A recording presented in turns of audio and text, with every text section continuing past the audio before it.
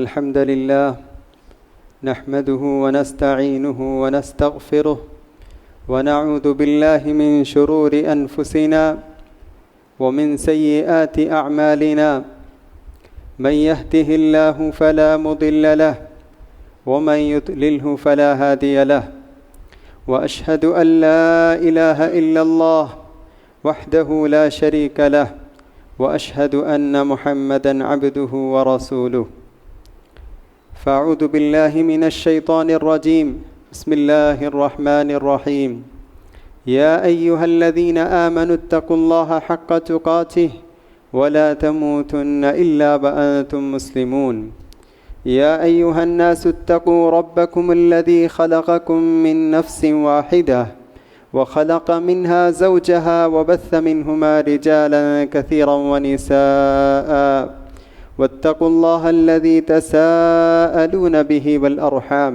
إن الله كان عليكم رقيبا يا أيها الذين آمنوا اتقوا الله وقولوا قولا سديدا يصلح لكم أعمالكم ويغفر لكم ذنوبكم ومن يطع الله ورسوله فقد فاز فوزا عظيما أما بعد فإن أصدق الحديث كتاب الله وخير الهدي هدي محمد صلى الله عليه وسلم وشر الأمور محدثاتها وكل محدثة بدعة وكل بدعة ضلالة وكل ضلالة في النار قال الله تعالى في القرآن المجيد بسم الله الرحمن الرحيم ولو أن أهل القرى آمنوا واتقوا لفتحنا عليهم بركات من السماء والأرض ولكن كذبوا فأخذناهم بما كانوا يكسبون. ہر قسم کی تعریف، بزرگی اور بڑائی اللہ رب العالمین کے لیے لائق و زیبا ہے، جو آسمان و زمین اور ہم تمام لوگوں کا خالق، مالک، رازق ہے۔ بے شمار درود و سلام نازل ہو ہمارے پیارے نبی محمد مصطفیٰ صلی اللہ علیہ وسلم پر، جن کی انتھک کوشش سے آج ہم سب اسلام کے سائے میں زندگی بسر کر رہے ہیں۔ محترم بزرگوں، دوستوں، پیارے بچوں اور معزز اسلامی ماؤں اور بہنوں، میں نے اللہ تعالیٰ کی حمد و ثنا بیان کرنے کے بعد قرآن مجید کی ایک آیت میں نے آپ لوگوں کے سامنے پڑھی ہے۔ اس آیت میں اللہ تعالیٰ ارشاد فرماتا ہے وَلَوْ أَنَّ أَهْلَ الْقُرَىٰ آمَنُوا وَاتَّقَوْا، اگر یہ بستی والے ایمان لے آتے، وَاتَّقَوْا، اور اللہ تعالیٰ کا تقوی اختیار کرتے، لَفَتَحْنَا عَلَيْهِمْ بَرَكَاتٍ مِّنَ السَّمَاءِ وَالْأَرْضِ، تو ہم زمین و آسمان کے برکات کے سارے دروازے ان پر ہم کھول دیتے۔ وَلَكِنْ كَذَّبُوا، لیکن یہ بستی والے یعنی مکے کے مشرکین انہوں نے جھٹلایا، فَأَخَذْنَاهُمْ بِمَا كَانُوا يَكْسِبُونَ، تو ہم نے ان کے برے کرتوت کی وجہ سے، ان کے گناہوں کی وجہ سے ہم نے ان کو سزا دی، ہم نے ان کو عذاب سے پکڑ لیا۔ تو محترم دوستو، انسان اللہ تعالیٰ کی عبادت اور بندگی کے بعد سب سے بنیادی ضرورت، ایک انسان کی سب سے بنیادی ضرورت رزق ہے۔ صبح سے شام تک ہر انسان اللہ کی عبادت و بندگی کے بعد اسی رزق کو حاصل کرنے کے لیے دوڑ دھوپ کرتا ہے، بھاگ دوڑ کرتا ہے۔ ہم دیکھتے ہیں کہ بس اسٹاپ، ریلوے اسٹیشن، ہر جگہ انسانوں کا یہ ٹھاٹا مارتا ہوا سمندر، ان سب کا مقصد روزی روٹی کمانا ہے۔ روزی روٹی کمانا، رزق حاصل کرنا، یہ صرف انسان کی بنیادی ضرورت نہیں بلکہ اس زمین میں رہنے والے ہر جاندار کی ضرورت ہے۔ یہ چرند، یہ پرند جو اڑتے ہوئے نظر آتے ہیں، ان کا مقصد بھی روزی روٹی حاصل کرنا ہے، رزق حاصل کرنا ہے۔ تو رزق انسان کی سب سے بنیادی ضرورتوں میں سے ایک ضرورت ہے۔ آج ہم دیکھتے ہیں کہ ہم کماتے ہیں، پوری محنت کے ساتھ ہم کماتے ہیں، خون پسینہ ٹپکا کر، دھوپ کی گرمی ہو یا سردی ہو، ان سارے حالات میں، زمانوں میں ہم پوری محنت کے ساتھ رزق حاصل کرنے کی کوشش کرتے ہیں، لیکن ہمارے رزق میں برکت کی کمی پائی جاتی ہے۔ کما کر بھی محروم نظر آتے ہیں، پا کر بھی ہم کھوئے ہوئے نظر آتے ہیں۔ آخر ہمارے رزق میں برکت کیوں ختم ہو گئی؟ اگر برکت ہماری زندگی میں آ جائے تو تھوڑی سی کمائی بھی خوشحال زندگی بسر کرنے کے لیے کافی ہو جاتی ہے۔ تو برکت کی تلاش کرنا میرا اور آپ کا ایک اولین فریضہ ہے، تاکہ ہماری زندگی خوشحال زندگی گزرے۔ اگر برکت ختم ہو جائے تو یہ زندگی نہیں ہے۔ اگر زندگی برکت سے خالی ہو جائے تو زندگی بدمزہ ہو جائے گی، زندگی بے فائدہ ہو جائے گی، زندگی بوجھ ہو جائے گی۔ اسی لیے برکت کی کوشش کرنی چاہیے۔ ہمارے جو سلف صالحین تھے، صحابہ، تابعین، ان کی زندگی میں اللہ نے ایک عجیب قسم کی برکت دی تھی۔ عمر میں، علم میں، وقت میں، مال میں، ہر چیز میں اللہ تعالیٰ نے انہیں برکت سے نوازا تھا۔ امام ابن القیم رحمۃ اللہ علیہ ایک بہت بڑے عالم گزرے ہیں۔ ابن تیمیہ، جن کا لقب ہی شیخ الاسلام کہتے ہیں، ان کے شاگرد ہیں امام ابن القیم رحمۃ اللہ علیہ۔ انہوں نے ایک کتاب لکھی، اس کتاب کا نام ہے زاد المعاد۔ بہت ہی بہترین کتاب ہے۔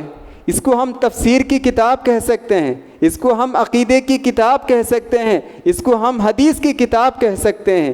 ایک انسان کے لیے زندگی میں جو کچھ ضروری باتیں ہیں وہ ساری باتیں انہوں نے اس کتاب میں ذکر کی ہیں۔ اس کتاب کا اردو میں بھی ترجمہ ہو چکا ہے۔ انہوں نے ایک کتاب لکھی زاد المعاد۔ کب لکھی؟ سفر حج پر روانہ ہوئے تو اس وقت انہوں نے کتاب لکھنا شروع کیا، اور جب سفر حج سے واپس ہوئے تو یہ کتاب مکمل ہو گئی۔ سبحان اللہ!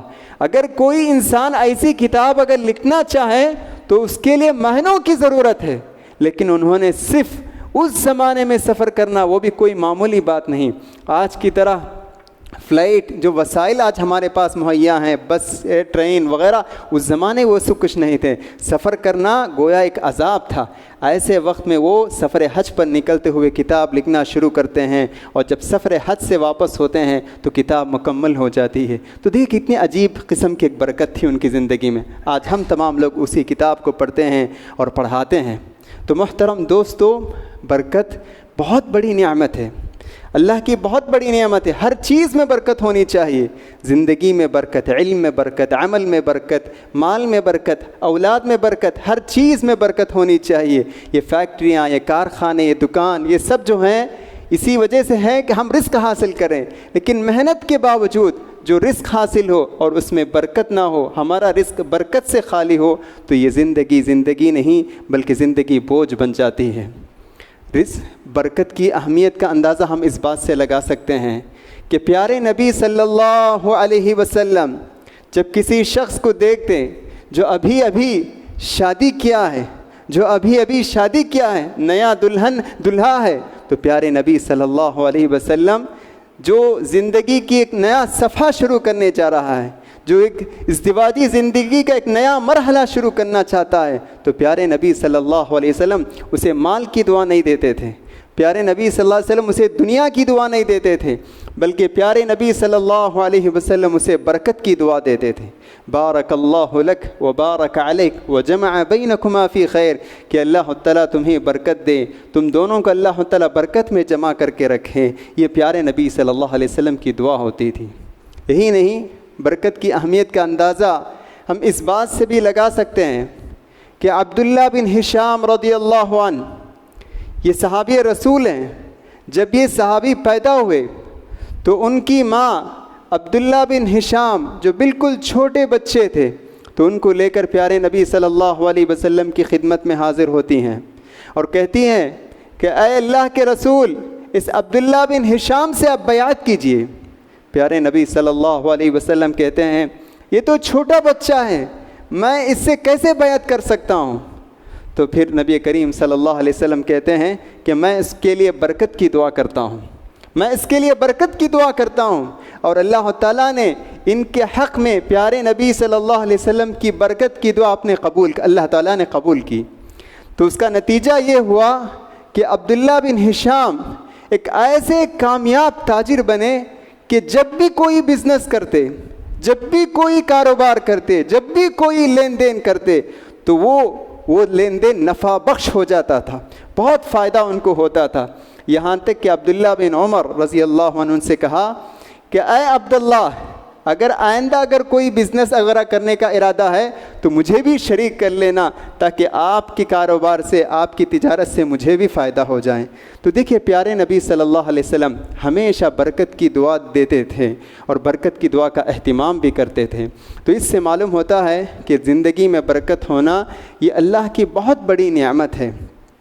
برکت ہر انسان کی ضرورت ہے۔ یہ نہیں سمجھنا چاہیے جو غریب، محتاج، فقیر ہیں صرف ان لوگوں کو برکت کی ضرورت ہے، جو امیر ہیں، مالدار ہیں، وہ برکت سے، ان کی برکت کی کوئی ضرورت نہیں۔ ایسی بات نہیں، برکت ہر انسان کی ضرورت ہے، چاہے وہ امیر ہو کہ غریب۔ ایوب علیہ السلام ایک جلیل القدر پیغمبر تھے۔ اللہ تعالیٰ نے انہیں بہت آزمایا۔ پہلے اللہ نے ان کو مال دیا، اولاد دیا، جائیداد دیا، لیکن بعد میں پھر بیماری بھی اللہ نے انہیں دی۔ بیماری سے اللہ نے انہیں آزمایا، بہت صبر کیے اور اس بیماری کے وقت وہ سارے جائیداد کو انہوں نے کھو دیا، اور پھر دوبارہ اللہ تعالیٰ نے ان کی دعا اور ان کے صبر کی وجہ سے وہ سارے جائیداد اللہ نے انہیں عطا کیا، اور بھی زیادہ اللہ نے عطا کیا۔ تو ایک مرتبہ وہ غسل کر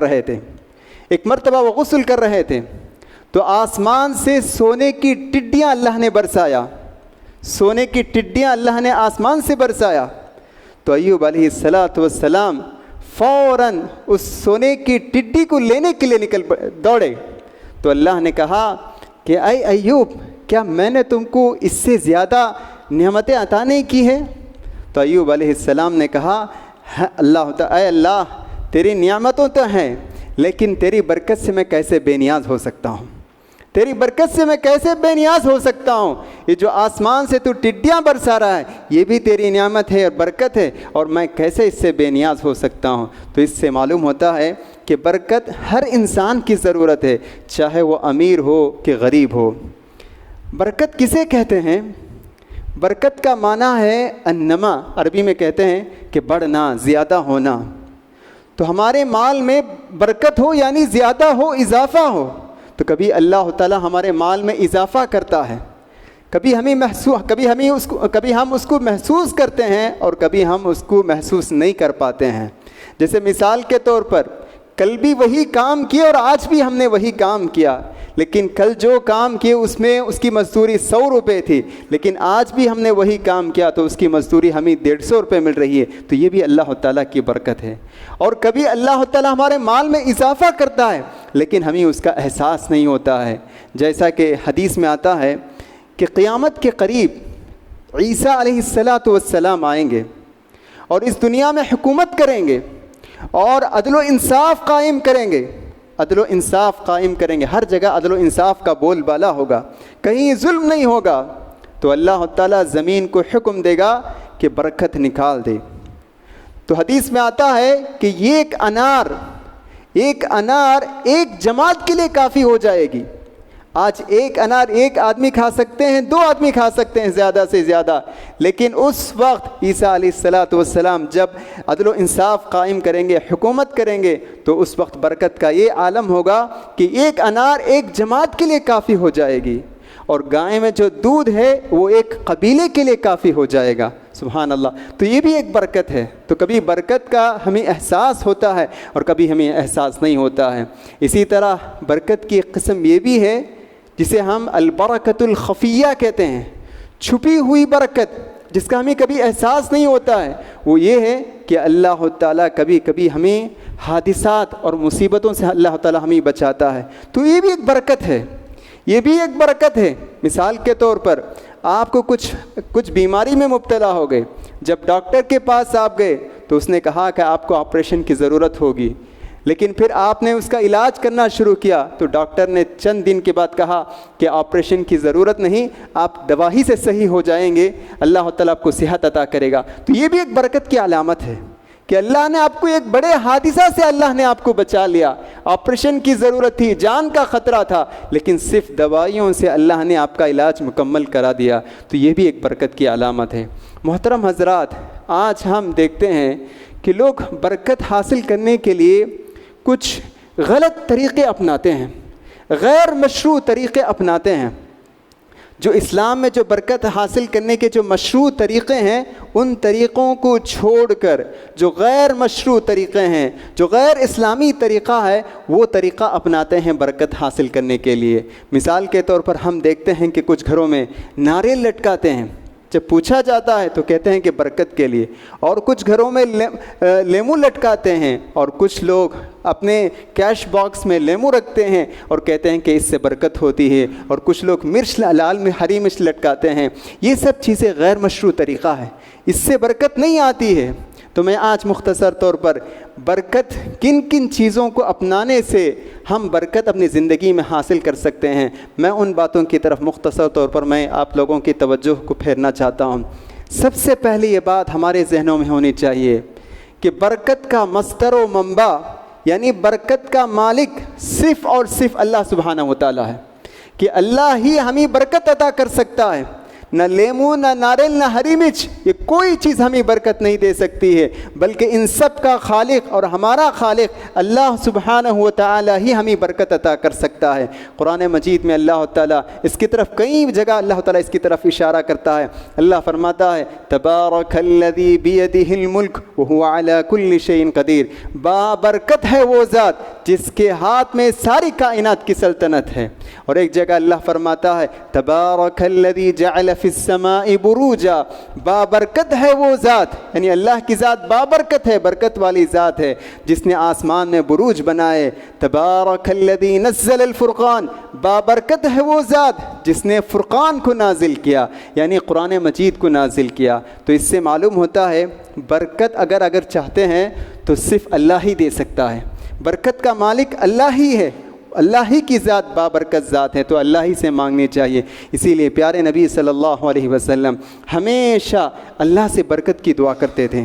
اللہم اغفر لی ذنبی ووسع لی فی داری وبارک لی فیما رزقتنی، اے اللہ میرے گناہوں کو معاف فرما، میرے گھر میں کشادگی پیدا فرما، وبارک لی فیما رزقتنی، اور جو کچھ تو مجھے عطا فرما اس میں برکت عطا فرما، برکت عطا فرما۔ تو اللہ ہی سے ہمیں برکت کی دعا مانگنی چاہیے۔ اگر برکت ہو جائے تو تھوڑی سی کمائی سے بھی پوری ضرورتیں پوری ہو سکتی ہیں۔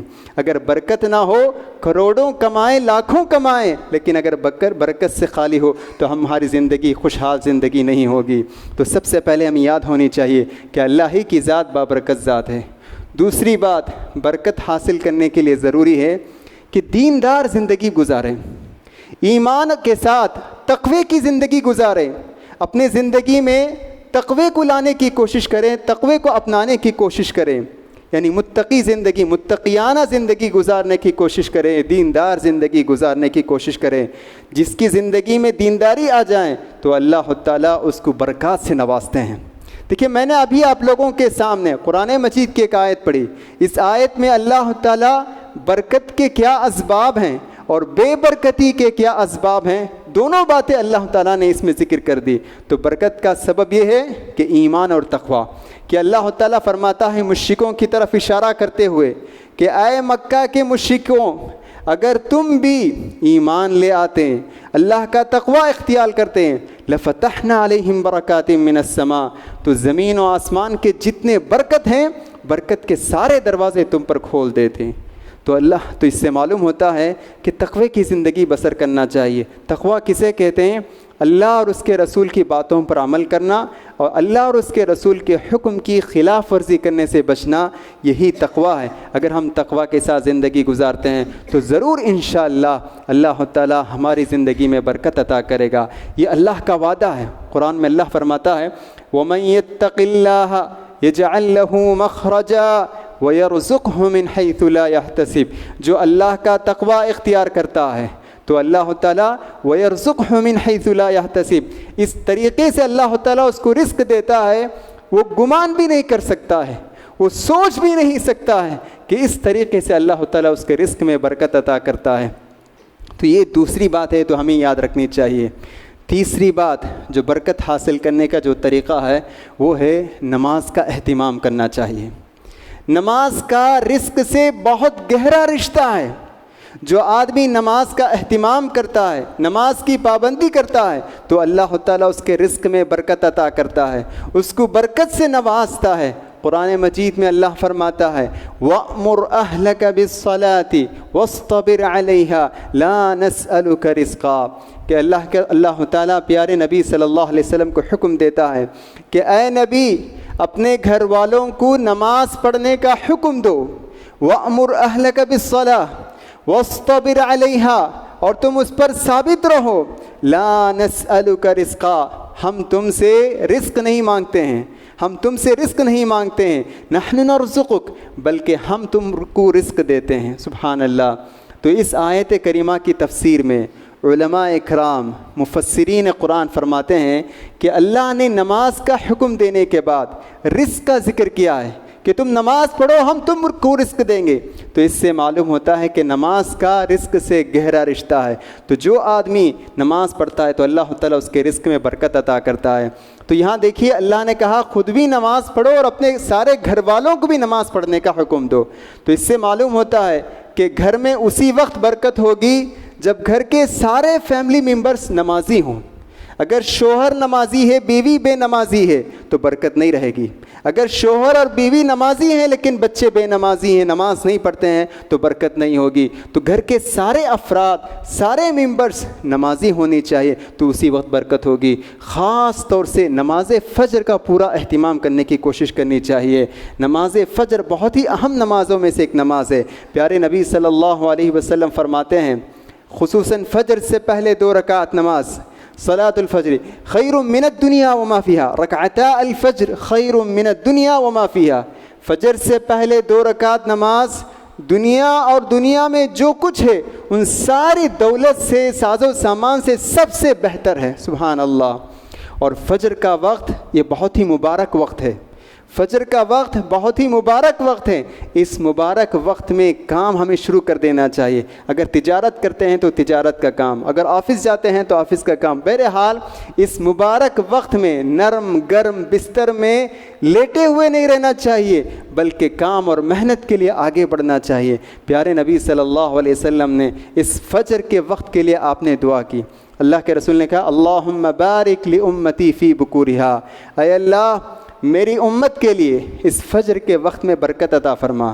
اس حدیث کے راوی ہیں صخر ایک صحابی ہیں، وہ کہتے ہیں کہ جب سے میں نے حدیث سنی اس وقت سے میں اپنا لین دین تجارت فجر کے بعد سے میں شروع کرتا ہوں، تو نتیجہ یہ ہوا کہ کچھ ہی دنوں میں کچھ مدت بعد میں مالدار بن گیا۔ سبحان اللہ۔ یہ فجر کے بعد کا وقت ہے، لیکن آج ہم اپنے معاشرے پر نظر ڈالتے ہیں تو ہمیں افسوس ہوتا ہے کہ یہ وہ وقت جو فجر کے بعد کا وقت ہے جس وقت اللہ کی برکتیں نازل ہوتی ہیں، ایسے وقت ہمارے قوم کے نوجوان جو قوم کے سرمایہ ہیں، جو قوم کے لیے باعث فخر ہیں، جو قوم کے ہیرو ہیں، ایسے لوگ نرم گرم بستر میں لیٹے ہوئے نظر آتے ہیں اور ان کی صبح ہوتی ہے 12 بجے 10 بجے 11 بجے، جب برکت کے سارے دروازے بند ہوتے ہیں تو ہمارے شہسوار اپنے بستروں سے اٹھتے ہیں۔ کہاں سے ہماری زندگی میں برکت آئے گی؟ تو اسی لیے فجر کی نماز کا خاص طور سے ہمیں اہتمام کرنا چاہیے۔ اسی طرح برکت حاصل کرنے کا ایک اہم راستہ یہ ہے کہ رشتہ داروں کے ساتھ اچھا برتاؤ کرنا چاہیے۔ صلہ رحمی کہتے ہیں۔ صلہ رحمی کا مطلب یہ ہے کہ ننیال دھدیال جو کچھ رشتہ دار ہیں ان سارے رشتہ داروں کے ساتھ اچھا برتاؤ کرنا چاہیے۔ کبھی کبھی رشتہ داروں کی باتیں ہمیں چبھتی ہیں، اس سے ہمیں تکلیف ہوتی ہیں، لیکن برداشت کرنا چاہیے۔ رشتہ داروں کی باتوں سے اگر ہمیں تکلیف بھی ہو لیکن اس سے اپنا رشتہ نہیں توڑ لینا چاہیے بلکہ برداشت کرنا چاہیے اور ان کے ساتھ اچھا برتاؤ کرنا چاہیے۔ خوشی اور غم کے موقعوں میں شریک ہو کر رشتے کو باقی رکھنے کی کوشش کرنی چاہیے۔ جو آدمی صلہ رحمی کا اہتمام کرتا ہے، اللہ کے رسول فرماتے ہیں من احب ان یفسد له فی رزقہ وینسأ له فی اثرہ، جس آدمی کو یہ خواہش ہے کہ اس کی عمر میں برکت ہو، اس کے رزق میں برکت ہو، فلیصل رحمہ، تو اللہ کے رسول فرماتے ہیں اس کو چاہیے کہ وہ اپنے رشتہ داروں کے ساتھ اچھا برتاؤ کریں۔ تو صلہ رحمی کا خاص طور سے ہمیں اہتمام کرنا چاہیے۔ آج بہت افسوس ہوتا ہے بھائی بات نہیں کرتے ہیں، بہن بہن بات نہیں کرتے ہیں صرف جائیداد کے مسئلے کی وجہ سے، کہ جائیداد کا مسئلہ یا وراثت کا مسئلہ جس کی وجہ سے ہمارے خاندانوں میں پھوٹ پڑے ہوئے ہیں، چچا بھتیجا بھانجا ماموں، یہ سارے رشتے ٹوٹے ہوئے ہیں۔ تو دیکھیے اگر ایسے ہمارے رشتے ٹوٹے ہوئے ہوں تو ہمارے رزق میں برکت نہیں ہوگی۔ اسی طرح رزق میں برکت حاصل کرنے کا اہم راستہ، اہم طریقہ یہ ہے، معاشرے میں جو ضرورت مند، غریب، فقیر، محتاج، مفلس ہیں، ان لوگوں کی مدد کرنی چاہیے۔ اگر آپ کسی پیاسا کو دیکھتے ہیں اس کو پانی پلانے کی کوشش کیجئے، اگر کسی آپ بھوکے آدمی کو دیکھتے ہیں تو اس کو کھانا کھلانے کی کوشش کیجئے، اگر کہ کوئی برہنہ آدمی کو آپ دیکھتے ہیں ننگا ہے، لباس نہیں ہے، تو اس کو لباس دینے کی کوشش کیجئے۔ تو اگر آپ اس طرح کام کرتے ہیں تو اللہ تعالیٰ آپ کے رزق میں برکت دے گا۔ اللہ کے رسول فرماتے ہیں انما تنصرون بضعفائکم، لوگوں سن لو، اللہ تعالیٰ تمہاری مدد کمزوروں کی وجہ سے اللہ تعالیٰ تمہاری مدد کرتا ہے۔ پیارے نبی صلی اللہ علیہ وسلم کے زمانے میں 2 بھائی تھے۔ ایک بھائی اللہ کے رسول کی مجلس میں حاضر ہو کر علم حاصل کرتا تھا، اور ایک بھائی تجارت میں لگے ہوئے تھے۔ تو جو تجارت کرنے والا بھائی تھا وہ پیارے نبی کی خدمت میں حاضر ہو کر کہنے لگا کہ اے اللہ کے رسول، میرا بھائی تو صرف علم حاصل کرنے میں لگا ہوا ہے، اور میں ہی باہر محنت کرتا ہوں، تجارت کرتا ہوں، اور یہ کچھ نہیں کر رہا ہے۔ تو پیارے نبی صلی اللہ علیہ وسلم نے کہا لعلک ترزق بہ، شاید کہ اللہ تعالیٰ تمہیں اس بھائی کی وجہ سے تمہیں رزق دے رہا ہے، یہ علم حاصل کر رہا ہے، اس کی وجہ سے اللہ تعالیٰ تمہاری تجارت میں برکت دے رہا ہے۔ سبحان اللہ۔ تو اسی لیے یہ جو سماجی خدمت ہے اس کو کمتر نہیں سمجھنا چاہیے، اس کو حقیر اور کم نہیں سمجھنا چاہیے، اس کو بھی ہمیں کرنے کی کوشش کرنی چاہیے۔ اسی طرح آخر بات کہہ کر میں اپنی بات کو ختم کرتا ہوں۔ باتیں تو بہت ہیں، تو ان میں سے ایک اہم بات یہ ہے میانہ روی، میانہ روی اختیار کرنی چاہیے۔ خرچ کرنے میں میانہ روی، درمیانی راہ اختیار کرنی چاہیے، فضول خرچی سے بچنے کی پوری کوشش کرنی چاہیے۔ تو جو آدمی میانہ روی اختیار کرتا ہے، فضول خرچی نہیں کرتا ہے، اللہ تعالیٰ اس کے رزق میں برکت دیتا ہے۔ پیارے نبی صلی اللہ علیہ وسلم فرماتے ہیں اعظم النکاء برکتاً ایسرها مؤونہ، کہ اللہ کے رسول فرماتے ہیں نکاح میں سب سے زیادہ برکت والا نکاح، سب سے زیادہ برکت والی شادی وہ ہے جس میں زیادہ کوئی تکلیف نہ ہو، جس میں کوئی فضول خرچی نہیں ہے، جس میں کوئی تکلیف نہیں ہے، تو وہ شادی زیادہ برکت والی ہے۔ تو اس سے معلوم ہوتا ہے فضول خرچی نہیں کرنی چاہیے، کھانا میں ہو، کسی بھی چیز میں ہو۔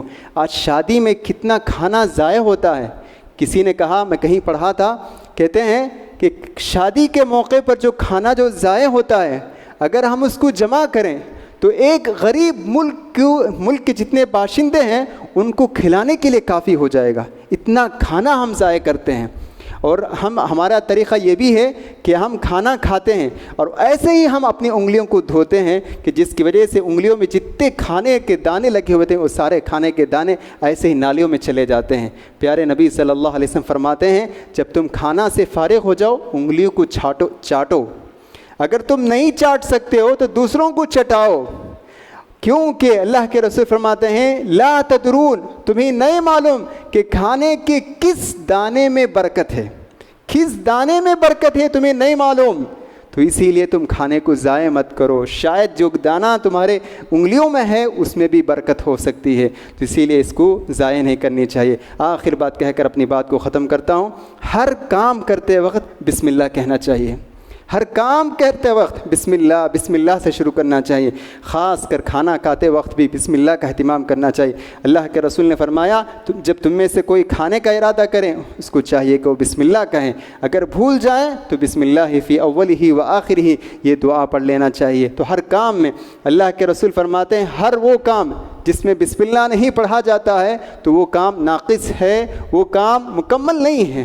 تو آپ تجارت کرتے ہیں، مشین آن کرتے ہیں، کھانا پکاتے ہیں، کپڑا دھوتے ہیں، ہر چیز ہر کام کرتے وقت بسم اللہ کہیں، آواز سے بلند آواز سے کہنے کی بھی ضرورت نہیں، اگر آپ آہستہ سے بھی کہتے ہیں تو یہ کافی ہے۔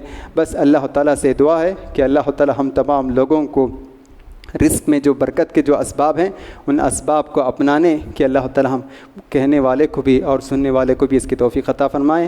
آمین۔ اقول قولی ھذا استغفر اللہ لی ولکم ولسائر المسلمین واستغفروہ فإنہ هو الغفور الرحیم۔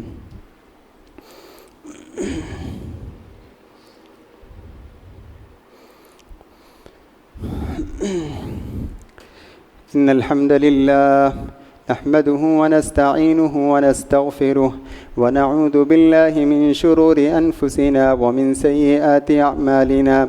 من يهده الله فلا مضل له ومن يضلله فلا هادي له وأشهد أن لا إله إلا الله وحده لا شريك له وأشهد أن محمدا عبده ورسوله.